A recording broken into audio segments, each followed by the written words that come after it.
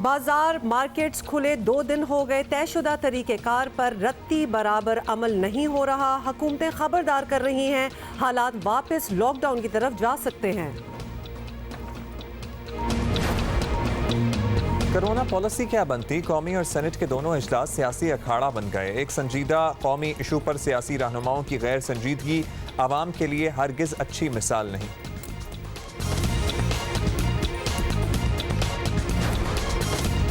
और कोरोना के खिलाफ जंग में डॉक्टर्स के साथ बराबर की शरीक नर्सों को आज सलाम पेश करने का आलमी दिन है।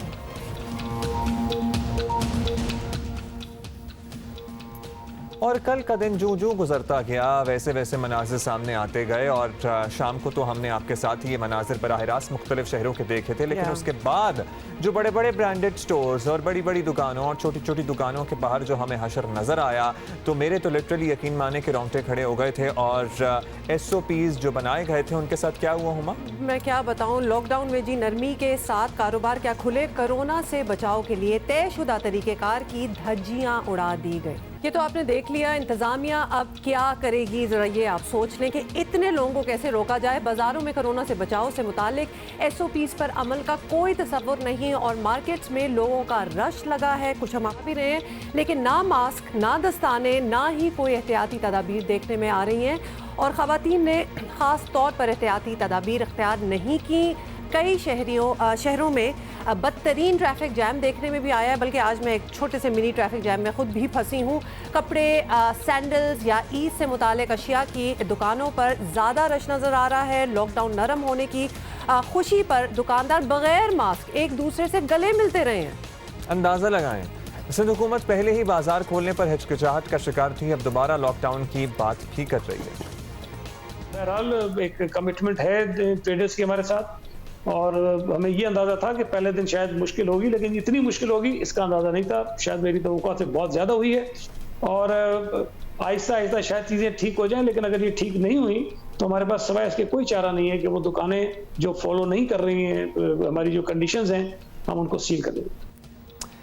इसके अलावा बलोचिस्तान के वज़ीर आला जाम कमाल ने स्मार्ट लॉकडाउन की खिलाफ वर्जी पर गहरी तशवीश का इजहार किया। गुज़श्ता रोज़ मुल्क में कोरोना से मजीद 40 अफराद जान से गए, 1141 नए केसेस सामने आए हैं। हलाकतों की मजमूई तादाद 706 हो गई है। मरीजों की मजमूई तादाद 32,000 से तजावुज़ कर गई है और अभी तक हमें लग रहा है कि ये मजाक है। आप अपना ख्याल नहीं करें तो अपने घर में हर एक के घर में बुजुर्ग होता है। ज़्यादातर लोग ऐसे हैं जो कि जॉइंट फैमिलीज में रहते हैं, वालिदैन, माँ बाप, सास ससुर, चचा ताया, कोई तो होगा, कोई तो किसी को रोक ही सकता है। इन एनी केस अब्दुल्ला रोक सकता है और उनकी सेहत के लिए कुछ एहतियात तो आप कर सकते हैं। चंद घंटे हुए रोजे की हालत में, इतनी गर्मी में, इतनी क्या अर्जेंसी थी कि सैंडल और कपड़े लेने पहुंच गए। पूरे मुल्क में हलाकतों की तादाद 724 हो चुकी है, 724। ये सिर्फ अभी जब हम शो कर रहे थे, आ रहे थे, तो उस वक्त मैं पूछ रही थी तो 721 फिगर था। अब right when we are speaking to you to 724 और हो ये चुका जो है। छोटी बाजार हैं, छोटी दुकानें हैं, ये एक तरफ हैं। जो बड़े बड़े ब्रांडेड स्टोर्स हैं उनके पास भी यही हाल था। भाइयों और बहनों, वो तो सारे ऑनलाइन डिलीवर कर रहे हैं ऑलरेडी, वहां से मंगा लें। वो तो इनकरेज कर रहे हैं कि ऑनलाइन ले लें भाई। Abdullah, we have a lot of people lined up. हम इतने कंसर्न्ड हैं कि ये क्या हो रहा है कि हम बहुत से जो शहर हैं वहाँ बात करेंगे और people who make the decisions उनसे बात करेंगे। कमिश्नर कराची हमारे साथ हैं इस वक्त, इफ्तिखार अहमद शलवानी साहब। आपसे सबसे पहले तो यही पूछेंगे कि आज मुसलसल दूसरा दिन है कि हम देख रहे हैं कि कराची के बाजार खुल गए, लेकिन ना मास्क, ना फिजिकल डिस्टेंसिंग की कोई बात हो रही हो, कोई एहतियात हमें नज़र नहीं आ रहा। ताजर इतने लापरवाह क्यों हैं और आपको इसकी क्या समझ आती है? इतने वादे हुए थे, फिर क्या हुआ?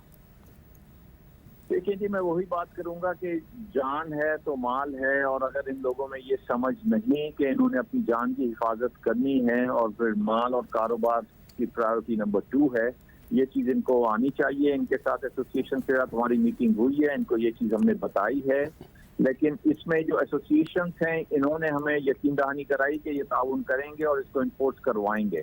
लेकिन ये हमारे जो लोग, जो पब्लिक, एक अवाम है, उसको भी मैं आपकी जरिए से ये बताना चाहता हूँ कि प्लीज़ आप हमारे साथ ताउन करें। ये जो कुछ हम ये इक़दाम कर रहे हैं ये आपकी सेहत के लिए, आपकी जान के लिए है, और इसको ये ना समझें कि हम कोई खामखा आपको अरेस्ट करना चाह रहे हैं, आपको हरासा करना चाह रहे हैं। ये जो कुछ इक़दाम हैं आपकी जान बचाने के लिए हैं और आपको सेफ करने के लिए है। तो इसमें ये सब लोगों से यही मेरा गुजारिश है कि इसमें ताउन करें, मास्क पहने, ग्लव्स पहने, सोशल डिस्टेंसिंग करें और इस चीज़ में हम सबका फ़ायदा है। अच्छा इफ्तिखार साहब, ये फरमाइएगा कि अब तो ये पहले से ही तय है कि अगर ज़ाब्ता कार पर अमल ना हुआ तो कारोबार बंद कर दिया जाएगा। कितना वक्त देंगे आप, कितने दिन और देखा जाएगा? ये जो कल हमें मनाजिर नज़र आया, अगर खुदा न खास्ता इसी तरह सिलसिला चलता रहा तो फिर शायद सख्त फैसले लेने पड़े।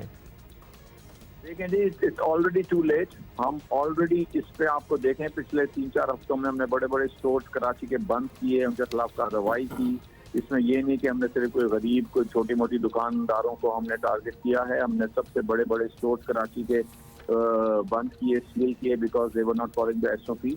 और ये भी हमने अभी जो ये लॉकडाउन में थोड़ी रिलैक्सेशन हुई है, कल का दिन मैं खुद शहर में निकला था, आज का दिन भी हमने इनको दिया कि ये इस पे करें। और इंशाल्लाह अगर इस पर कार्रवाई नहीं होगी और दुकानदार एसोसिएशन इस पर कार्रवाई नहीं करवाएंगे तो इंशाल्लाह जी हम इस पे एक्शन लेंगे। और जो इस पे अमल दरामद नहीं करेगा वो दुकानें और कारोबार हम फिर बंद कर देंगे।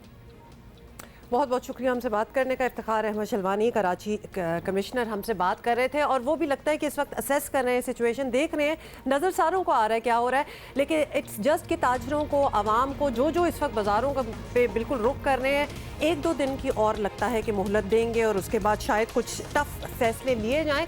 इस वक्त हमें ज्वाइन किया, ताजरों को तो आप कसूरवार ठहराए ही, क्योंकि उन्होंने तो वादे किए, उन्होंने तो वादे किए, लेकिन आवाम को कौन समझाएगा? आपको पता है कि वो तो मेरा ख्याल है इतना बड़ा समंदर जब आवाम का बाजारों में निकल आएगा तो कौन किसको समझा सकता है? जो हम आवाम हैं, मैं वहाँ से ज़रा ज़्यादा डिसअपॉइंटेड हूँ, क्योंकि इतनी अरसा घर में बैठने और क्या देख रहे थे, टीवी ही देख रहे थे, और टीवी पे क्या पता चल रहा है, बता रहे हैं कि दुनिया में क्या हालत है।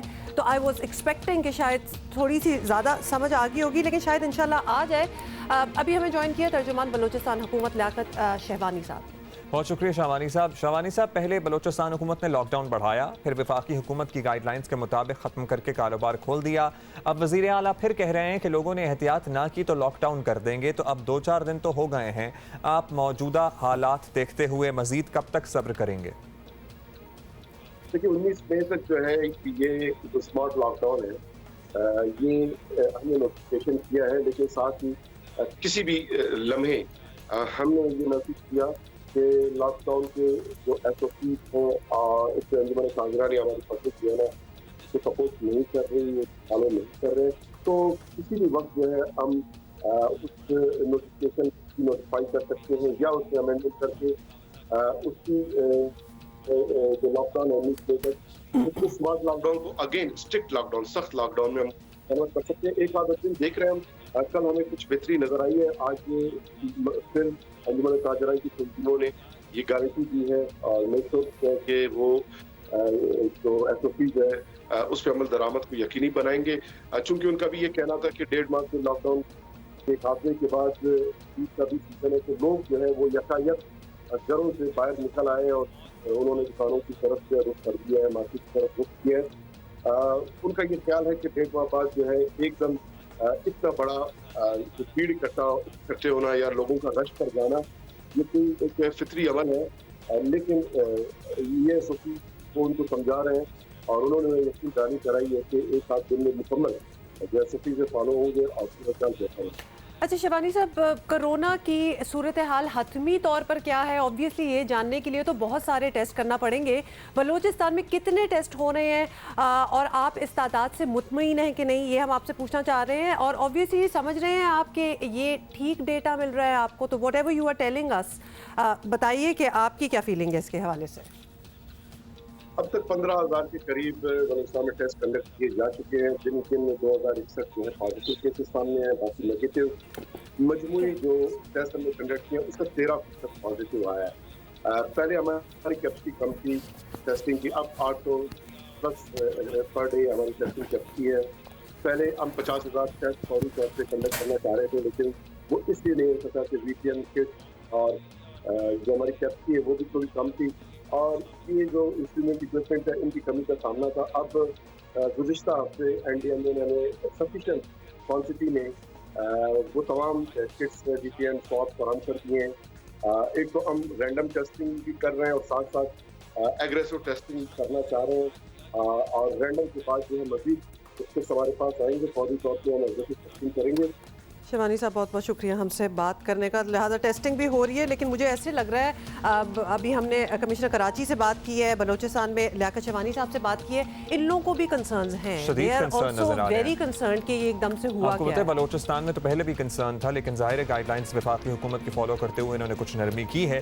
लेट्स सी कि कब तक ये सब कुछ नॉर्मलाइज होता है। वज़ीर आला खैबर पख्तूनख्वा के मुशीर इत्तलात अजमल वज़ीर साहब हमारे साथ मौजूद हैं, और खैबर पख्तूनख्वा में इसलिए भी हमें ज़्यादा खतरा है क्योंकि वहाँ पे डेथ रेट बाकी सूबों की निस्बत ज़्यादा है। अजमल साहब, आप तो कई दिन से ये बार कह रहे हैं कि शहरी एहतियात नहीं कर रहे हैं, अब लॉकडाउन भी खुल गया है, सब काम चल पड़े हैं। कल हमने पेशावर के सदर बाजार, मीना बाजार के हालात देखे थे। अब शहरियों से अस खुद एहतियात करने की उम्मीद रखना तो बज़ाहिर फजूल है शायद। आपको लगता है अब भी कि लोग शायद समझ जाएंगे? देखिए, हमारी इस हवाले से जब ये फैसला किया गया, प्राइम मिनिस्टर साहब का जो विजन है उसके मुताबिक कि एक तरफ आपको पता है कि हम दो जंग लड़ रहे हैं। एक तरफ जो जंग है वो कोरोना वबा के खिलाफ अपनी आवाम की तहफ़्फ़ुज़, और दूसरी तरफ हमारे जो गरीब है, मुस्तहिक तबका है, और फिर इसमें जो ट्रेडर्स हैं, मईशत का जो मसला है उसको भी साथ, जिस तरह की चैलेंजेस हैं वो भी हम सामने रख के जो फैसला हुआ है उसमें डेफिनेटली उस पर हमने जितनी नरमी की है लॉकडाउन में, तो उसको हम मॉनिटर कर रहे हैं। हमारे वज़ीर आला महमूद खान साहब खुद उसको मॉनिटर कर रहे हैं, और फिर डिस्ट्रिक्ट एडमिनिस्ट्रेशन हमारी इस वक्त मॉनिटर कर रहे हैं। और हम इस हवाले से कल भी एक्शन लिया गया है। डिस्ट्रिक्ट एडमिनिस्ट्रेशन ने मुख्तलिफ जगहों पे बिल्कुल अगर SOPs की कोई वो नहीं करेगा, एहतियात नहीं करेगा या SOP पे अमल दरामद नहीं करेगा, तो उनके जो भी कारोबार होगा, जो भी जगह होगा, उसको फौरी तौर पर हम सील करेंगे। ये क्लियर कट इंस्ट्रक्शन है, और मकसद हमारा जो है वो अपनी आवाम की जान की तहफ़्फ़ुज़ वो जो है हम हर सूरत में इंश्योर करने की कोशिश करते हैं। अच्छा अजमल वज़ीर साहब, अभी हम बाकी सूबों से भी बात कर रहे थे, थोड़ा सा एक सेंस ले रहे हैं कि बाकी सूबे तो बड़ा खुलकर ये कह रहे हैं कि अगर तय करदा शराइत के मुताबिक बाजार और मार्केट्स ना चलें तो सब बंद कर दिया जाएगा। तो आपके खैबर पख्तूनख्वा हुकूमत कब तक हालात देखेगी? मतलब सब कुछ तो साफ साफ नज़र आ ही रहा है कि क्या किस तरह सिलसिला चल रहा है, तो आप कितना वक्त मज़ीद देंगे? देखिए, मैं जैसे कल की आपको बात कर रहा हूँ, आज भी कल भी हमने एक्शन लिया हमारी डिस्ट्रिक्ट एडमिनिस्ट्रेशन ने, और आज भी ले रही है, और इस पे हम इसको क्लोजली मॉनिटर कर रहे हैं।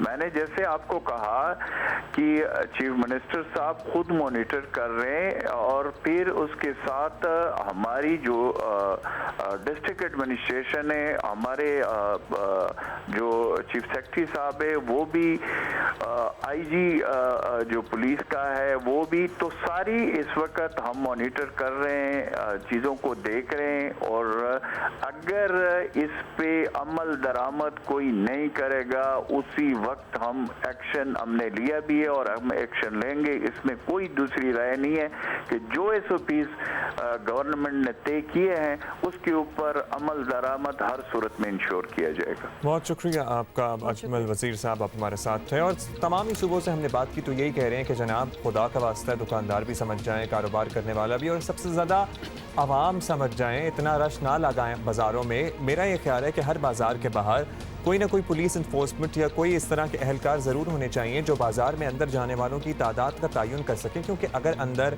इतनी पतली गली में हज़ारों लोग, आप हज़ारों ख़वातीन को छोड़ देंगे तो कैसे सोशल डिस्टेंसिंग आप पॉसिबल बनाएंगे? ख़वातीन और मर्द हज़रात भी, सिर्फ ख़वातीन ही नहीं है, लेकिन कहने का मतलब है कि मर्द तो पहले भी थोड़ा बहुत, जो अगर कोई एक बंदा घर से निकल सकता था ड्यूरिंग द लॉकडाउन तो वो मर्द हज़रात ही होते थे जो निकलते थे। अब येस, ख़वातीन बहुत ज़्यादा नज़र आ रही हैं।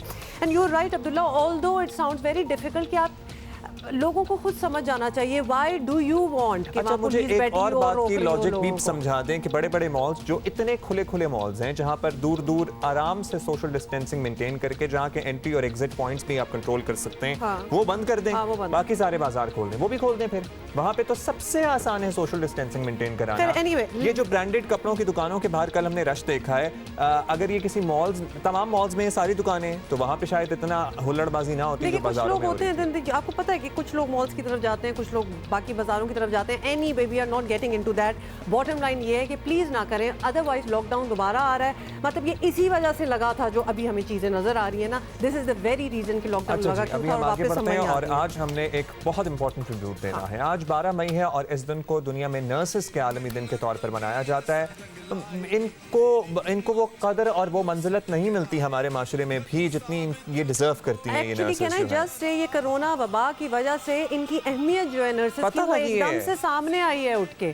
अदरवाइज तो ये भी बहुत से और शोबों की तरह बिल्कुल ही और आपको पता है हमारी कितनी कम है, जितनी नर्सेस होनी चाहिए पर पेशेंट उतना ही कम स्टाफ है। तो ये बड़ा अच्छा करियर भी है। तमाम बच्चियां, तमाम बच्चे जो हमें देख रहे हैं वो इस शोबे की तरफ भी जाएं। एब्सोल्युटली जी। दुनिया इस वक्त आपको बताएं दोबारा से कि कोरोना जैसी आलमी वबा से जंग लड़ रही है और इस जंग के दौरान अपनी जानों की परवाह किए बगैर दूसरों की जिंदगियां बचाने वाली और वाले नर्सेस की खिदमात को हम सब खराज तहसीन पेश करते हैं। पाकिस्तान में अब तक नर्सेस की एक बड़ी तादाद कोरोना मरीजों का इलाज करते करते खुद इस वायरस से मुतासर हो चुकी है। काफ़ी बार हम आपको बता भी चुके हैं, कोरोना के अलावा भी जब भी कोई मरीज अस्पताल आता है तो डॉक्टर से भी पहले नर्सेस इस मरीज की देखभाल शुरू कर देती हैं। आलमी इदारा सेहत ने साल 2020 को नर्सेज और मिडवाइफ का साल भी करार दे रखा है और इस वक्त दुनिया भर में 2 करोड़ 80 लाख अफराद नर्सिंग के शोबे से मुंसलिक हैं, जबकि मजीद 59 लाख नर्सेज की ज़रूरत है। यानी कि अभी ज़रूरत है, कितनी ज़्यादा ज़रूरत है। WHO ने जोर दिया है कि दुनिया के तमाम ममालिक इस कमी को पूरा करने में संजीदगी का मुजाहरा करें और नर्सिंग के शोबे में सरमायाकारी करें। और हम भी यहाँ अर्ज करेंगे तमाम स्टूडेंट्स जो हमें देख रहे हैं, this can be a great career. अगर आप अपनी फैमिली को सपोर्ट करना चाहते हैं, पर्टिकुलरली वो बच्चियाँ जो अपने घर में माशी हालात की वजह से अपने घर वालों का हेल्पिंग हैंड बनना चाहती हैं, वो नर्स बन के अपने घर का हाथ बटा सकती हैं। और उस सब से पहले नर्सिंग का जो शोबा है उसको थोड़ी सी इज्जत करें, थोड़ी सी उसके एहतराम करें और बिल्कुल ही उसको बैक ड्रॉप में ना डाल दें। इसीलिए तो आपको पता है कि बहुत से लोग इस शोबे से मुंसलिक होना भी नहीं चाहते। Please don't do that. और अभी तो बड़ी साफ साफ लोगों को नज़र आ जाना चाहिए कि क्या हो रहा है और क्या नहीं। हम ले रहे हैं ब्रेक के बाद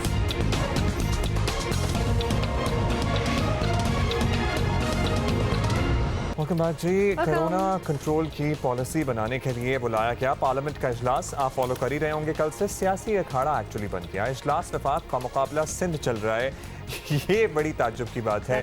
और गुज़श्ता रोज़ इजलास में वज़ीर आज़म तशरीफ लाए, ना अपोजिशन लीडर शरीफ आए। शहबाज शरीफ के बारे में कहा जा रहा है कि डॉक्टर्स ने उन्हें शिरकत ना करने का मशवरा दिया है। ज़ाहिर है he has been a cancer survivor, तो उनको वैसे ज़रा सोशल डिस्टेंसिंग का कहा गया था।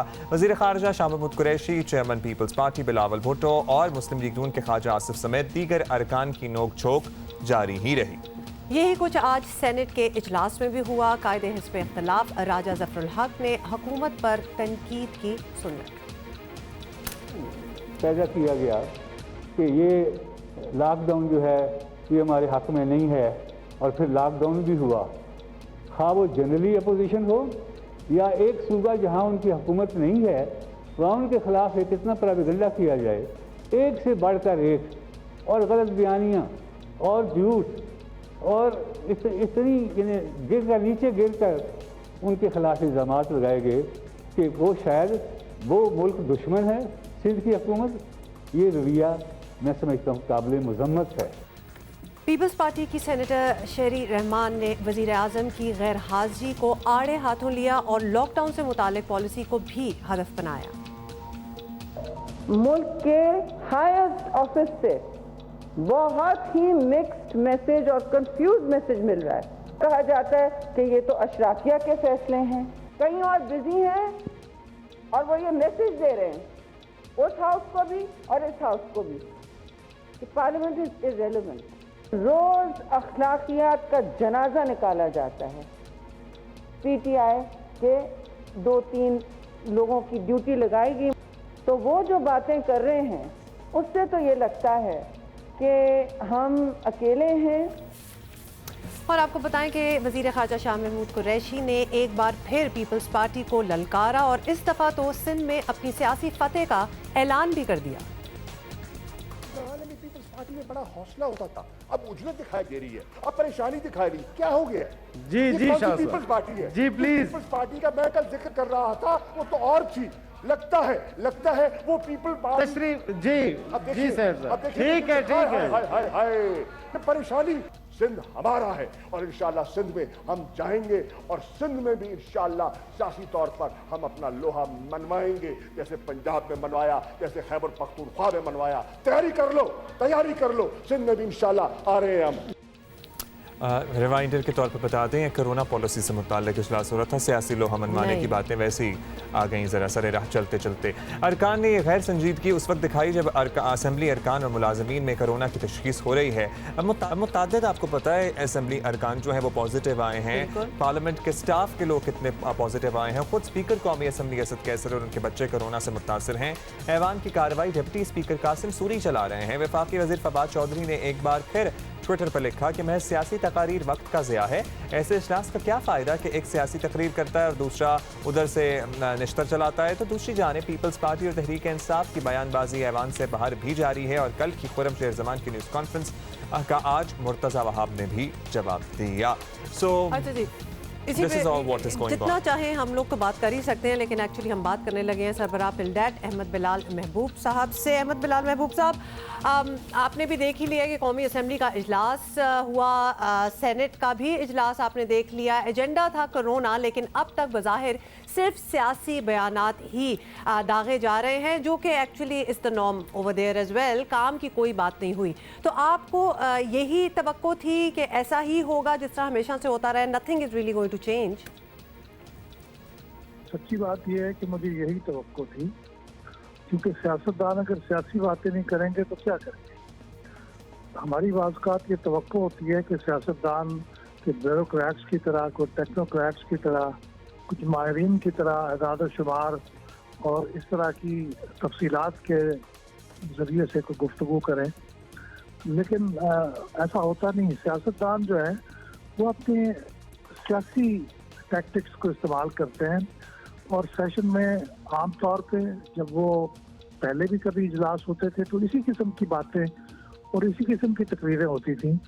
तो हमें कैसे समझ लेना चाहिए कि अब ये मुख्तलिफ होगा, और ख़ास तौर पे ऐसे हालात में जब ये पार्टियां एक दूसरे के साथ बहुत पोलराइजेशन का शिकार है, महाजराई बढ़ चुकी है, तो ऐसी ही बातें होंगी। वो एक दूसरे को प्रेशर में लाने की कोशिश करेंगे, एक दूसरे पर इल्ज़ाम लगाएंगे, अपनी सफाई पेश करेंगे, और ऐसा ही हुआ। अहमद साहब, अपोजिशन के जितने भी लोग हैं उन सब का मुतालबा है कि वज़ीर आज़म खुद आएँ, सूरत हाल से अरकान को आगाह करें। वज़ीर आज़म का इससे इज्तनाब करना कौमी यकजहती का पैगाम देने की कोशिश को कितना नुकसान पहुँचा सकता है? ये बहुत नुकसानदेह बात है और कई पहलुओं से ये नुकसानदेह है। लोगों की और असम्बली के अरकान की ये तवक्को करना कि वज़ीर आज़म मैदान में आएँ और ख़ुद से लोगों के सामने मौजूद हों, पॉलिसी स्टेटमेंट्स दें, और ख़ास तौर पे इसलिए भी कि इस वक्त जो वज़ारत कौमी सेहत है उसका पोर्टफोलियो भी खुद वज़ीर आज़म के पास है। और यानी इस वक्त जो special assistant to prime minister और नेशनल हेल्थ सर्विस हैं, वो असम्बली के अंदर आने की उनको इजाज़त नहीं है, क्योंकि वो असम्बली के मुंतखब रुकन नहीं है। एडवाइज़र्स को ये प्रिविलेज होता है, लेकिन स्पेशल असिस्टेंट को नहीं है। तो इसलिए वज़ीर आज़म को खुद ही आना चाहिए, और इसलिए भी बहुत ज़रूरी है किसी भी असम्बली में कि जब तक वज़ीर आज़म खुद आके इंगेज ना करे, असम्बली की अहमियत लोगों के सामने वाज़ेह नहीं होती। जब वज़ीर आज़म खुद गुफ्तगू करते हैं तो उसके बयान को बहुत संजीदगी से लिया जाता है, और ख़ास तौर पर इसलिए भी कि वज़ीर आज़म ये वादा खुद कर चुके हैं कि वो हर हफ्ते आया करेंगे, हर 2 हफ्ते में असम्बली में आके खुद सवालों के जवाब दिया करेंगे। उन्होंने अपनी पहली तकरीर में इस बात का वादा किया था, लेकिन 2 साल खत्म होने को आए हैं, लेकिन उनका ये वादा वफा नहीं हुआ। अहमद बिलाल साहब, आपने बहुत इंपॉर्टेंट बातें की हैं। ज़ाहिर है वज़ीर आज़म आपको याद दिला दें, आपने भी हमें याद दिला दिया कि वादा कर चुके थे कि वो हर हफ्ते आएंगे या हर 2 हफ्ते बाद आएंगे, तो अब तो काफ़ी अर्सा हो गया। अब इत्तेफाक से ये सेशन हुआ ही था, हाँ, he लेकिन should have कल been भी here. you know the session will Maybe continue he'll be as well, there. तो there are कुछ मौके और भी हैं अगर आप आना चाहें। अच्छा जी, मूविंग ऑन, ये हम बड़ा एतराज़ कर रहे हैं और लोगों को शायद ये बड़ा अजीब भी लग रहा हो कि हम क्यों यहाँ बैठे हुए क्रिटिसाइज़ कर रहे हैं कि लॉकडाउन खुला है और लोगों के साथ क्या करना स्टार्ट हो गया। हम इसलिए क्रिटिसाइज़ करेंगे क्योंकि दुनिया में ऐसे एग्जाम्पल्स हैं जहाँ आप बड़े स्ट्रिक्ट SOPs के साथ भी अपना काम कर सकते हैं। आपको पता है कि कोरोना वायरस, मुझे जो है ना बहुत डर इसलिए लगता है कि आज तक हम पोलियो को अपने मुल्क से ख़त्म नहीं कर सके और अभी तक उस नज़रिए को हम लोगों के जहनों पे नहीं बिठा सके कि ये 2 कतरे आपके बच्चों की ज़िंदगी और इनको अपाहज होने से बचा सकते हैं। तो फिर क्या होगा? वो तो इसलिए हुआ ना कि लोगों के दिमागों में अजीब किस्म की तो मेरी बात सुने, कोरोना से मुताल्लिक मुताल्लिक नहीं इंसान के लोगों के दिमागों में क्यों सुभान अल्लाह कॉन्स्पिरेसी थ्योरीज आपको चल पता रही है हैं। कि corona virus started from China, लेकिन China was also the first country जिसने इसको अपने हाथों Overcome बिल्कुल बड़े किया। अच्छा कंट्रोल भी कर लिया। तो वहाँ फिर वो लॉकडाउन सब कुछ ख़त्म ही हो गया। और लेकिन SOPs बड़े स्ट्रिक्ट हैं। आपको एक स्कूल दिखाना चाहते हैं जहाँ के स्टूडेंट्स जो हैं वो किस तरह लंच ब्रेक है उनकी, किस तरह लंच खा रहे हैं और कितने स्ट्रिक्ट SOPs जो हैं उन पर अमल कर रहे हैं। और यहाँ पे सूरत हाल ये है कि अब कोरोना वायरस ख़त्म हो चुका है, कोई लोकली ट्रांसमिटेड केस जो है वो नज़र नहीं आ रहा है, रिपोर्ट नहीं हो रहा है। उसके बाद ये SOPs हैं जिनके तहत बच्चे ये इस तरह से लंच पूरी कर रहे हैं। वो प्लास्टिक शीट लगाई है इर्द गिर्द जी, और फिर उसके बीच में अपना खाना खोला है। और अब इस तरह से ये ग्लास या प्लास्टिक या एक्रेलिक शीट्स हैं ताकि इर्द गिर्द से कोई भी चीज़ आपके खाने में पड़ ना सके। अच्छा जी, सो देयर इज़ अ वे। सिर्फ आपको दिखा रहे हैं, ऑब्वियसली स्कूल तो अभी हमारे बंद है, लेकिन यही तरीक़ेकार आप बहुत सी और जगहों पे भी इस्तेमाल कर सकते हैं इफ़ यू वांटेड टू। ख़ासतौर पे अगर बहुत ही ज़ोर से आपको शॉपिंग आ रही है और आपने जाना है तो वेयर दैट वो प्लास्टिक शील्ड जो आजकल बना, वो तो आप घर में बना सकते हैं। हमने कितनी बार आपको तरीका भी बताया है। फाइलें नहीं होती, फाइलें वो आप हेयर बैंड में बांध के कर लें, कुछ कर लें। इस तरह अपनी एहतियात करें, एहतियात के साथ बाहर निकलें। देखें, बाजार खोलने को कोई क्रिटिसाइज़ नहीं कर रहा, हमें खुद अपने रवैये तब्दील करना होंगे। अच्छा जी, कोरोना बहरान के दिनों में जहां लोगों को ये ज़रूरत है कि वो घरों पर रहें, वहीं ज़रूरत ये भी है कि उन्हें दुरुस्त मेडिकल और मालूमात फराहम की जाएँ ताकि ख़ुसूसन कोरोना से मुताल्लिक़ आगाही भी घर बैठे मिल सके। और आजकल वैसे ही अस्पतालों में, बहुत से अस्पतालों में OPDs नहीं हो रहे थे, इसलिए भी लोगों को परेशानी थी। सेहत कहानी ने डिजिटल पाकिस्तान के साथ शराकत में यही सहूलत आवाम को उनके मोबाइल फ़ोन तक मुहैया करती है। और आपको बताएं कि इस मुफीद एप्लीकेशन के ज़रिए आप घर बैठे डॉक्टर से अपॉइंटमेंट जो है वो कर सकते हैं, मशवरा ले सकते हैं, मतलब जो भी आपकी कंसल्टेशन है दैट यू कैन डू। वैसे तो हम आपको पहले भी कुछ ऐप्स वगैरह बताते रहे हैं, लेकिन लगता है कि अभी कमी है because a lot of people are not going to the hospitals. और अच्छा ही है कि इस वक्त आप ना ही जाएं। सेहत कहानी की बानी डॉक्टर सारा सईद खुर्रम, अच्छा सेहत कहानी की वाणी डॉक्टर सारा सईद हमारे साथ मौजूद है। बहुत शुक्रिया डॉक्टर सारा।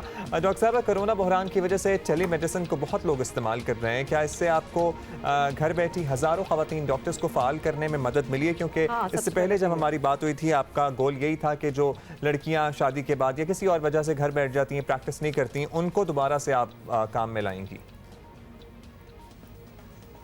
हम पिछले 3 साल से इसी के ऊपर काम कर रहे हैं कि जो भी ख़वातीन डॉक्टर्स घर में बैठी हैं और काम नहीं कर पाती, हम उन्हें टेक्नोलॉजी के ज़रिए उन मरीज़ों से कनेक्ट कर सकें जिनको हेल्थ केयर मैसर नहीं है। और हम इससे पहले बहुत सारे लो इनकम एरियाज़ में भी काम करते रहे हैं थ्रू क्लिनिक्स। लेकिन ये जो हमारी मोबाइल ऐप है, जब कोरोना वायरस आया तो हमने अपनी मोबाइल एप्लीकेशन को 3 महीने के लिए मरीज़ों के लिए मुफ्त कर दिया। जितने भी पैसे हम इस पे चार्ज करते थे, अब हम उसमें से कुछ भी चार्ज नहीं कर रहे फॉर द नेक्स्ट 3 मंथ्स। इससे हुआ ये कि जहां हम दिन में 50 या 100 कंसल्टेशंस करते थे, वहां हम 500 से 700 कंसल्टेशंस कर रहे हैं। और जहां हमारे पास शायद 60 से 70 डॉक्टर्स इस ऐप पे काम कर रही थी, अब 200 से ज़्यादा डॉक्टर्स इस ऐप के ऊपर काम कर रहे हैं। और उनको ये फील हो रहा है कि इस नेशनल इमरजेंसी के अंदर वो अपना रोल प्ले कर पा रहे हैं, क्योंकि हमारे पास ना सिर्फ मुल्क के अंदर से बल्कि मुल्क के बाहर से भी ओवरसीज पाकिस्तानियों की बहुत बड़ी तादाद है जो कॉल करती है फ्रॉम सऊदीया, कनाडा, US और दूसरे एरिया, वो कंसल्टेशन देती है विद द फीमेल डॉक्टर्स। तो आई थिंक कोरोना में जहाँ पर बहुत सारी प्रॉब्लम्स आई हैं, वहाँ पर एक अपॉर्चुनिटी आई है टेलीमेडिसिन के लिए कि लोग इस alternative form of health care को अपनाएं और वर्चुअली डॉक्टर से कनेक्ट कर सकें। अच्छा डॉक्टर सारा, ये भी बताइएगा, this is a novel and new way of अपनी कंसल्टेशन लें डॉक्टर से। पूरी दुनिया में तो अब काफ़ी नॉर्म हो चुका है, लेकिन पाकिस्तान में we are still getting the hang of it. What about the doctors? क्या डॉक्टर्स को भी कोई स्पेशल ट्रेनिंग लेनी पड़ी? अब आप बता रही हैं कि कोई 200 डॉक्टर्स हो चुके हैं इसी पैनल पे, तो एक ऑनलाइन आप कंसल्टेशन दे रहे हैं और जरा थोड़ा सा तो आपको टेक सेवी होना पड़ता होगा। एब्सोल्युटली, ना सिर्फ आपको टेक सावी होना पड़ता है, टेक सावी होना एक बहुत छोटा अमल है। आई थिंक बहुत ट्रेनिंग दरकार होती है एक डॉक्टर को टेली मेडिसिन के ऊपर लाने के लिए, क्योंकि जिस तरह आप मरीज से बात करते हैं, जिस तरह आप उसकी हिस्ट्री लेते हैं, जिस तरह आप अपनी हिस्ट्री में ये पता करते हैं कि उनको क्या तकलीफ है, क्योंकि आपके पास और किसी चीज़ का सहारा नहीं होता, आपके पास इंस्ट्रूमेंट्स नहीं होते, डायग्नोस्टिक नहीं होते, तो कॉन्वर्सेशन और हिस्ट्री से पता लगता है। तो उनको मेडिकल प्रोटोकॉल सिखाना, फार्मास्यूटिकल प्रोटोकॉल सिखाना, पेशेंट कम्युनिकेशन के बारे में बताना, एथिक्स को मेंटेन करना, क्योंकि वो एक वर्चुअल प्लेटफॉर्म पे कंसल्टेशन दे रहे हैं, तो पेशेंट की हिस्ट्री, कॉन्फिडेंशियलिटी मेंटेन करना, ये पूरी ट्रेनिंग है जो हमने अपने डॉक्टर्स को दी है। इसके साथ साथ हमने उनको कोविड-19 के ऊपर भी ट्रेनिंग दी है कि उसकी स्क्रीनिंग, काउंसलिंग, ट्रियाजिंग और रेफरल वो किस तरह कर सकते हैं यूजिंग अ टेलीमेडिसिन प्लेटफॉर्म, क्योंकि हमारा मकसद। और फिर डॉक्टर साहिबा आपके पास वो हिस्ट्री भी सेव्ड होती है for next time the patient has to consult again, तो वो सेव्ड होता है सब कुछ आपके पास। अगर आज आप सेहत कहानी पे कंसल्टेशन करेंगे और अपनी हिस्ट्री सेव करेंगे और डॉक्टर नोट्स लिख के देगा, तो नेक्स्ट टाइम जब आप आपके ऊपर आएंगे तो वही हिस्ट्री किसी और डॉक्टर को या आपके ही उस डॉक्टर को नजर आएगी। जिस तरह से अस्पतालों में सिस्टम वर्क्स। बहुत शुक्रिया डॉक्टर सारा, आपने वक्त दिया। सेहत कहानी की ऐप जो है अभी अवेलेबल है, आप इसे डाउनलोड कर सकते हैं गूगल प्ले स्टोर पे जाके और आजकल तो आप अपनी कंसल्टेशन मुफ्त भी कर सकते हैं, क्योंकि जिस तरह डॉक्टर सारा ने बताया फॉर 3 मंथ्स इट्स मुफ्त। और बाहर के मुल्कों से जो लोग आ रहे हैं, यकीनन इट इज़ वेरी अंडरस्टैंडेबल, क्योंकि बाहर भी बहुत एक्सपेंसिव है, ये बहुत ज़्यादा एक्सपेंसिव है। अगर आप विजिट के लिए गए हुए हों या किसी और सिलसिले में फंस गए हों, वहाँ पे से अगर आप गुजर रहे हैं कुछ 1, 2, 3, 4 हफ्तों से और हॉस्पिटल जाने का बिल्कुल मूड नहीं है, बिल्कुल मेरी तरह, जैसे मैं भी यही सोचती हूँ, this is the right platform जहाँ आप डॉक्टर से बात कर सकते हैं इन टोटल कॉन्फिडेंशियलिटी। अभी हम ले रहे हैं ब्रेक के बाद मिलते हैं।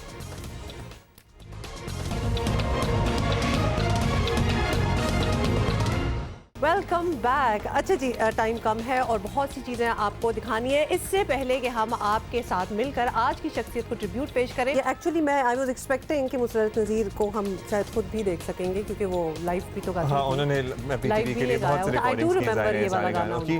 अच्छा जी, सैयद ज़मीर जाफ़री ने 70 से ज़्यादा किताबें लिखी, मोर देन 70 बुक्स। 1950 में प्राइड ऑफ परफॉर्मेंस अवार्ड इन्हें दिया गया और जाहिर है इनका काम आज भी लोग पसंद करते हैं, उतना ही मकबूल है।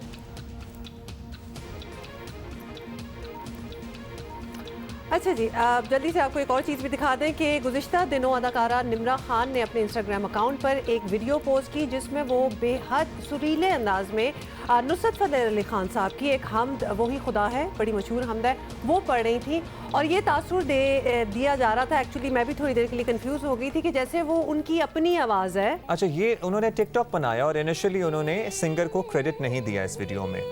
हुआ ये कि निम्रा रफ़ीक का असली आवाज़ है, वो खासी गुलकार है मशहूर अब तो कराची के सर्कल में, और अभी उन्होंने जो लेटेस्ट स्टूडियो सेशन था उसमें गाना भी गाया था, लेकिन फिर निम्रा रफ़ीक को एहसास हुआ कि ये गाना तो बहुत वायरल हो रहा है, ये हम तो बहुत वायरल हो रही है। हाँ, लेकिन तो उन्होंने अपना एहतजाज रिकॉर्ड कराया। निम्रा खान का इंस्टाग्राम पे ये देखा था, मुझे टिकटॉक तो नहीं पता क्योंकि मैं नहीं हूँ टिकटॉक पे, लेकिन इंस्टाग्राम पे इन्होंने किसी को क्रेडिट नहीं दिया हुआ था। फिर कुछ घंटे बाद, एक्चुअली ऑलमोस्ट 12 घंटे बाद, फिर निम्रा रफ़ीक ने जब अपना एहतजाज रिकॉर्ड कराया तो उन्होंने फिर उसमें क्रेडिट दिया, लेकिन उसके बाद एक नई कंट्रोवर्सी ने जन्म लिया और फिर निम्रा खान ने कहा कि निम्रा रफ़ीक ने मुझे कहा था कि ये बनाए मेरे हमद के ऊपर टिकटॉक ताकि मेरी आवाज़ वायरल हो और मुझे फॉलोअर्स मिलें। तो वो एक अजीब सी खिचड़ी से पक गई। तो अब जब फॉलोअर्स आना शुरू हो गए तो वो उन्होंने कंट्रोवर्सी बना ली है कि आपने मुझे क्रेडिट नहीं दिए थे। निम्रा रफ़ीक ने कहा था कि मुझे फॉलोअर्स चाहिए और आप मेरा टिकटॉक बनाएं, तो निम्रा खान को चाहिए था टिकटॉक तो बना ले, लेकिन निम्रा रफ़ीक को टैग तो करें, उसमें बताएं तो सही कि वो उनकी आवाज़ है। मैंने देन इस तरह तो एक दूसरे की, तो ये निम्रा वर्सेस निम्रा का मामला खासा गंभीर हो गया और अल्टीमेटली ये वीडियो मिटा दी उन्होंने, हटा दिए वीडियो फिर उन्होंने। अच्छा, ऑलराइट, वेल, ओके, चलें, ये भी चीज़ हम एक क्लियर करना चाहते थे। इसके अलावा बताएं आपको कि दुनिया भर में जारी कोरोना लॉकडाउन के बायस लोगों की बड़ी तादाद मुख्तलिफ जगहों पर ऑब्वियसली आपको पता है देयर स्टक फंसी हुई है और ये लोग अपने अजीज़ों से कई हफ्तों से नहीं मिल सके। और स्पेन में 2 माह बाद जब लॉकडाउन में थोड़ी नरमी की गई तो शहरियों को अपने अजीज़ों से मिलने का मौका मिला और फिर आपको पता है फिर क्या क्या वीडियोस बनी और क्या क्या कहानियां सामने आई। अच्छा, ये हग करने का एक नया अंदाज है, यूं करके दोनों हाथ अपने ही मिला के और यूं करना, यानी basically you are hugging yourself. You are hugging yourself. अच्छा, ये जुल्म है कि कोई बच्चा आपके सामने हो और आप बच्चे को हग ना कर सकें, प्यार ना कर सकें। हाय, ये बहुत मुश्किल है। अच्छा देखो, बच्चा मिलना चाह रहा है, जाहिर है बच्चों लेकिन को कहाँ ऑब्वियसली समझ बड़े हैं, उनको तो पता है बेहतर, तो लिहाजा वो नहीं मिल रहे। तो ये लॉकडाउन नरम होने के बाद भी देखा है कितनी डिस्टेंसिंग है इन लोगों की कि वो हाथ भी तब भी नहीं लगा रहे। थोड़ा सा इतना सा खौफ अगर हमारे यहाँ भी ऐसा आ जाए तो अच्छा हो जाएगा, हम सब के लिए अच्छा हो जाएगा, क्योंकि जाहिर है हमें खुद ही अपनी सेहत का ख्याल करना और ये होगा, कोई और हम बाहर से आके तो सारे नहीं एक करेगा। दूसरे का ख्याल रखने के लिए आपको एडवाइस दे रहे हैं।